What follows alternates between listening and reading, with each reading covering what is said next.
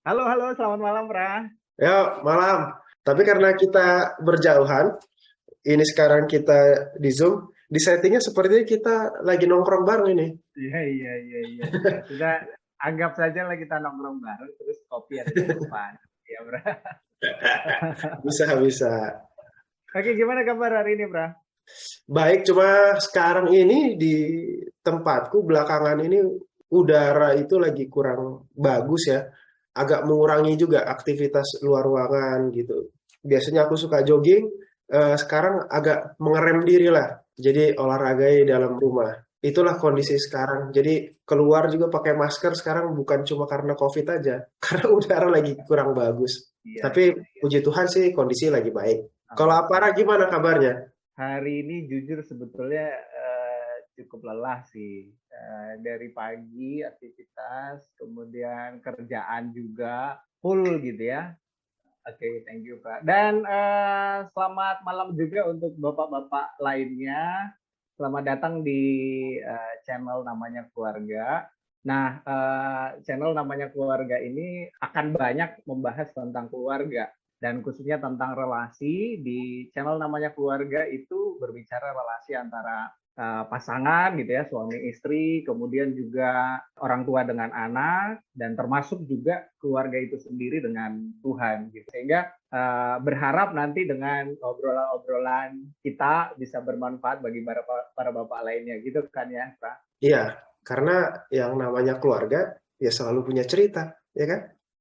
Ya, dan berharap namanya keluarga menjadi teman cerita keluarga ke depannya ya. Iya. Dan ini adalah sesi kita yang pertama ngobrol gitu ya. Jadi di namanya keluarga ini sebetulnya ada beberapa segmen ke depannya, dan salah satu segmennya adalah obrolan bapak-bapak kita menyebutnya gitu ya. Dan Ya. mudah-mudahan nanti di sesi berikutnya banyak hal yang bisa kita diskusikan bersama dan akhirnya bisa bermanfaat tentunya bagi kita ya, Pra. Iya, Tentu juga buat berharap bagi buat kita bapak-bapak lain. sendiri bermanfaat ya. Semoga juga buat bapak-bapak yang mendengarkan juga kiranya mendapatkan manfaat juga. Amin, pastinya begitu. Nah, di pertemuan kali ini sebetulnya saya dengan aparat saya, Pra Berkat nih, akan ngobrol berdiskusi tentang satu buah buku gitu yang menarik. Untuk malam hari ini kita bahas bukunya apa, Pra? Kita mau ngobrolin tentang bukunya The Man in the Mirror. Asik. Ini bukunya penulisnya Patrick Morley. Ini sekitar Ya. ada 400-an halaman.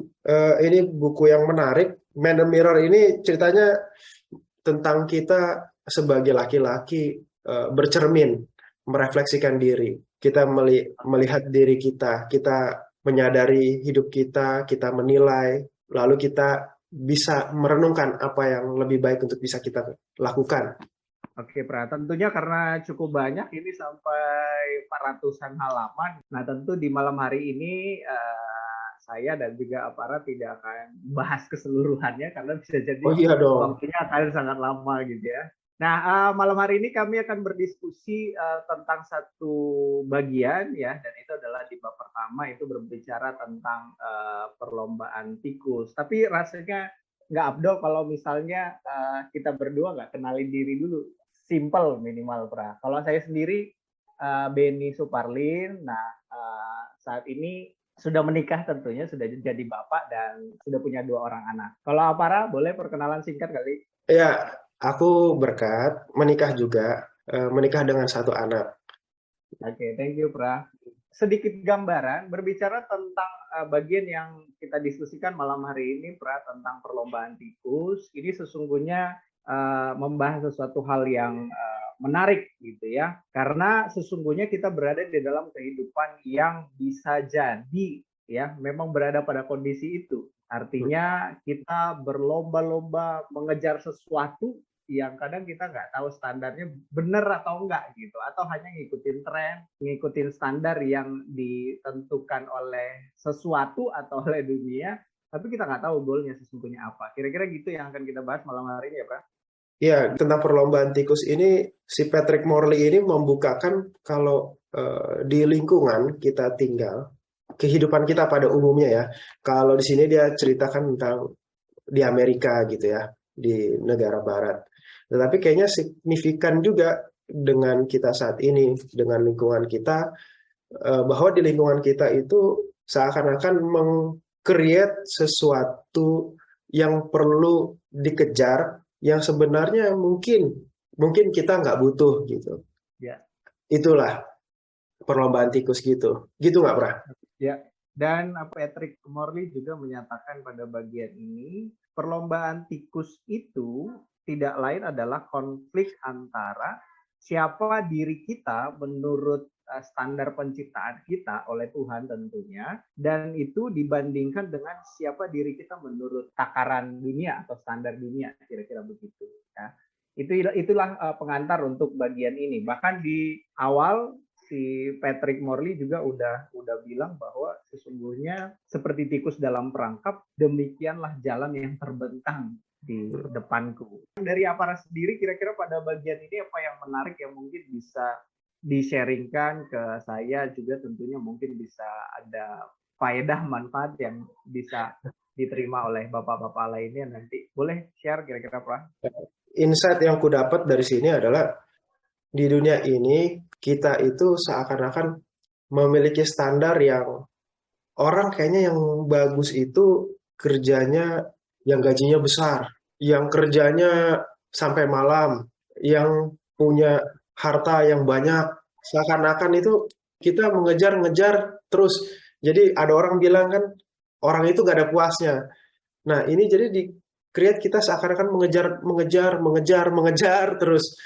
Apa yang menjadi standar dunia dalam hal ini mungkin kita bisa bilang sekuler ya. Ya kita diharapkan membeli terus, mengkonsumsi terus. Nah ini juga menjadikan kita seakan-akan kita nggak punya kapasitas untuk menunda sesuatu yang kita inginkan. Jadi kalau sekarang itu pinjol tuh ada kartu kredit. Sekarang tuh kayaknya pay later tuh banyak. Jadi seakan-akan tuh kamu bisa kok beli ini sekarang, kamu bisa kok gitu. Nah itu yang membuat kita terlena. Ya bayangkan kalau kita pun benar-benar terlena dengan pinjaman. Wow, berapa banyak lah hutang kita. Jadinya kan hidup dalam lingkaran ya gali lubang tutup lubang mungkin bakal begitu ya. Demi pemenuhan standar dan gaya hidup ya. Ya standar dan gaya hidup, apa kata orang. Jadi ketika kita pun bisa bercermin, seperti judul buku ya, The Man in the Mirror, kita bercermin, kita ini apa, kita ini siapa, rasa cukup kita sampai mana, kita bisa mendefinisikan, kita bisa melihat diri kita, bahwa yang kita perlukan itu sebenarnya segini aja. Nah, tahapan-tahapannya, kita bisa menikmati setiap proses, itu yang mau digambarkan di buku ini. Yang ku dapat itu bahwa kita perlu juga mengembangkan kemampuan untuk menunda. Dalam hal ini menunda keinginan gitu. Jadi kita mengikuti proses. Bukan menunda-nunda pekerjaan ya. Kita menunda yang seharusnya kita sebenarnya yang kita harapkan itu di masa mendatang gitu. Nggak langsung kita tarik. Sekarang dengan pinjaman-pinjaman. Ini kita berbicara tentang konsumtif ya. Bukan leverage seperti perusahaan. Artinya belajar menahan diri. Iya, menahan diri. Betul, Pra. Kalau dari Aparat? Kalau dari aku sendiri yang menarik di bagian ini, karena memang ketika membaca ini gitu, jadinya terkoneksi sekali karena sebelumnya saya pernah belajar tentang digital marketing gitu. Dan jujur memang diajarin juga bagaimana kita create something, menjual produk dengan iklan secara terus-menerus. Jadi artinya kita create sesuatu yang akhirnya secara alam bawah sadar gitu ya, orang bisa membeli. Kalau di dalam buku ini artinya mengandalkan metode sugesti subliminal. Nah sesungguhnya kita berada pada kondisi itu. Kalau misalnya kita pada kondisi sekarang, kita bisa bertemu dengan iklan-iklan yang cukup banyak di media sosial gitu ya. Kalau misalnya kita buka Facebook atau Instagram misalnya gitu ya, kita akan sering sekali ketemu dengan iklan gitu ya, bersponsor gitu ya. Nah ketika kita klik satu bagian misalnya, nah itu akan berulang kali akan bolak-balik datang ke kita. Oh bakal muncul terus itu, Pra. Aku ngalamin juga tuh. Aku kepikiran gitu apa namanya lihat-lihat misalnya lihat meja gitu. Nanti aku buka media sosial muncul meja, buka eh, portal berita, keluar iklan meja. Iya, Buka apa iya. yang lain, keluarnya portal meja. Apa namanya? Iklan meja. Wah, itu Iya. gitu ya, Pra? Nah, ya kondisi yang demikian yang membuat akhirnya karena itu berulang kali muncul sehingga bisa mempengaruhi alam bawah sadar kita gitu ya. Sugesti subliminal tadi gitu. Nah, yang awalnya sebetulnya kita nggak punya keinginan untuk beli itu, tapi akhirnya kita secara alam bawah sadar jadi terpaksa gitu untuk beli itu. Dan kita berada pada kondisi di mana standar hidup kita ditentukan untuk kepentingan tertentu. Kalau di Iya, sini misalnya disampaikan itu medicine avenue gitu ya, bahwa hidup kita sebetulnya sedang ditentukan dengan standar tertentu supaya kita beli produk yang memenuhi standar itu. Kira-kira begitu. Sehingga iya. kadang-kala yang kita lakukan juga sebagai bapak-bapak adalah berusaha sekuat mungkin, berusaha cari cuan sebanyak-banyaknya, menghabiskan waktu sebanyak-banyaknya untuk bekerja, dan akhirnya juga kehilangan banyak demi memenuhi standar hidup tadi yang ditentukan oleh standar yang tidak kita tahu gitu ya, standar dunia gitu, sehingga akhirnya membuat kita menghabiskan banyak waktu cari cuan demi memenuhi itu. Nah, akhirnya kita tidak punya waktu untuk yang lain, kayak misalnya membangun hubungan dengan keluarga, memberi Waktu waktu dengan dengan orang-orang terdekat saudara. jadi korban gitu ya. Ya, iya, karena tadi kita udah terpikat oleh standar yang dibuat-buat oleh media tadi, Iya. yang kadang Padahal kan kita sebetulnya nggak kebahagiaan tahu. yang apa ya, yang bertahan lama itu kan kebahagiaan yang dengan hubungan gitu, hubungan dengan Iya, iya, keluarga, dengan anak, dengan pasangan, gitu kan, iya. dengan pencipta kita. Dan di bagian ini juga itu jelas disampaikan kepuasan yang paling bertahan lama itu kan memang hubungan gitu ya. Iya, jadi bukan pemenuhan, pemenuhan apa ya, pemenuhan gaya hidup, ya. Cuman secara tidak sadar kita menjadi terbawa dengan kondisi itu, dan kita nggak tahu sebetulnya kita ini goalnya apa sesuai dengan standar dan ketetapan tujuan penciptaan kita. Nah, kita Ya. hanya ngikut-ngikut aja dengan standar yang di-create oleh brand tertentu misalnya, Hmm. atau Jadi oleh penting tuh dunia. kita tahu tujuan hidup kita ya, Ya supaya dong. nggak terombang-ambing. Karena biasanya Ya, kalau kita ngobrol gitu kan sama orang, pasti yang diobrol-obrolin itu kita orang Indonesia ya, rata-rata ya tentang itu ya kan? ya, betul. Bukan tentang tujuan hidup malah gitu ya. Iya. Jadi itu yang kadang-kadang yang diukur, bukan diukur sih, Ya. itulah bahasa basi kita ya. Itu kan budaya ya, kultur Dan sebenarnya. apalagi kondisi sekarang, misalnya ada banyak media sosial yang melaluinya banyak kita berusaha menunjukkan diri kita dalam kondisi yang terbaik gitu ya, Oh pencapaian iya, yang terbaik, pakaian yang terbaik, ya, kendaraan yang terbaik. Nah, itu yang sering muncul dalam kondisi yang sekarang. iya sekarang malah kelihatan banget gitu, karena ada di handphone, kita lihat media sosial. Oh kawan ini udah begini, ya Nah, dari jadi Apara sendiri yang ingin diambil dan diterapkan ketika membaca bagian ini, kira-kira apa yang ditarik ke diri sendiri? kalau aku perlu menentukan secara sadar puasku tuh sampai mana gitu. Maksudnya yang kuperlukan tuh sampai mana. Ah, ini segini cukup. Nggak perlu terombang-ambing dengan tawaran atau godaan yang ada. Kalau aku sih itu ya, karena emang ya tawaran, godaan, tantangan bahkan kan itu emang akan datang terus.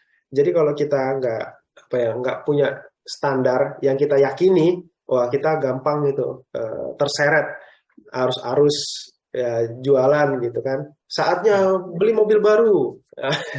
Langsung, oh rasanya udah harus ganti mobil nih. Atau misalnya handphone baru dengan kamera yang terbaru muncul gitu ya. Iya, Nah, kita mesti ngejar itu gitu ya. Nah, kita nggak siap juga kalau misalnya jadul gitu ya, berbeda dari yang lainnya misalnya gitu. padahal sebenarnya banyak fitur yang kita tidak gunakan. Nah, jadi Iya. perlu lihat aja kalau emang fiturnya kita perlukan ya, ya perlu emang kita beli kan. Tapi kalau nggak Ya. perlu, untuk apa gitu? Benar-benar. Itu sih dariku. Kalau dari Apara gimana? Kalau aku melihat kondisi yang tadi dibukakan di buku ini, disadarkan sih memang kita perlu memahami sesungguhnya tujuan penciptaan kita juga. gitu ya. Nah, memang ada bagian khusus di buku ini yang berbicara tentang tujuan dan panggilan hidup. Tapi di awal ya menyampaikan supaya kita, khususnya para pria yang adalah pemimpin di dalam keluarga kita, pemimpin dalam relasi dengan istri dan juga anak-anak kita perlu secara sadar memahami tujuan penciptaan kita supaya kita tidak semata-mata ngikutin tadi apa standar yang dibuat dan ditentukan oleh dunia atau sekuler misalnya. Kita nggak serta-merta harus ngikutin itu, tapi sungguhnya tujuan penciptaan kita apa, kita punya target yang jelas tentang kebutuhan kita berapa, dan kita belajar untuk merasa cukup dengan apa yang kita miliki hari ini. Artinya merasa cukup juga bukan berarti tidak punya effort ya untuk melakukan sesuatu yang lebih gitu. Tetap everyday melakukan yang terbaik, tetapi mensyukuri apa yang ada hari ini dan hiduplah merasa cukup. Kira-kira itu sih yang menarik menurutku, Pras. Betul banget itu, mensyukuri apa yang kita miliki hari ini. Ya, jangan rasanya ngelihat apa yang di depan gitu yang kita belum punya. Kita nikmati yang kita miliki. ya, Gitu ya, Pra? kita nggak terlalu pusing gitu ya, terlalu tergoda untuk menjadi seperti orang lain gitu ya, karena setiap kita punya perjalanan masing-masing dan bagaimana kita mengukur perjalanan kita itu sendiri. Iya, nangkap. Ya, pas itu Nah, yang itu yang menarik menurutku pada bagian ini. Kalau closing statement mungkin dari Apara pada bagian ini ada? rasa cukup itu anugerah. Karena nggak semua orang bisa mengalami aku sudah cukup gitu. Aku merasa cukup bisa menikmati. Karena ya itu yang tadi sempat kusinggung. Seakan-akan rasa puas itu tidak bisa dipenuhi. Ada lagi.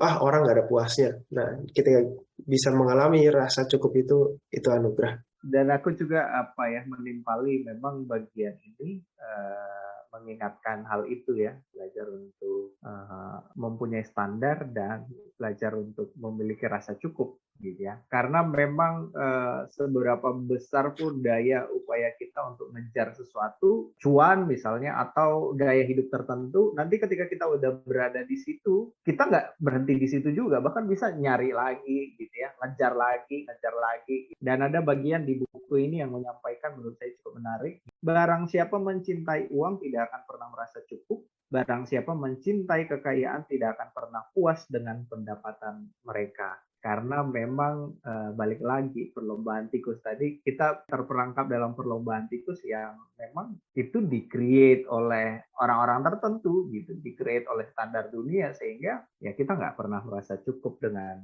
hal itu. Itu sih dariku, Pra. Masih ada yang ingin Pra sampaikan kira-kira? Oke, cukup untuk saat ini. Thank you, Pra, waktunya. Dan terima kasih juga untuk yang sudah bisa menikmati channel namanya Keluarga. Mudah-mudahan apa yang kita diskusikan bermanfaat malam hari ini untuk kita dulu pertama-tama. Dan mudah-mudahan juga untuk para bapak lainnya. Itu saja dari kami, channel namanya Keluarga. Tentu keluarga selalu punya cerita. Salam keluarga, God bless. Salam keluarga. Oke, thank you.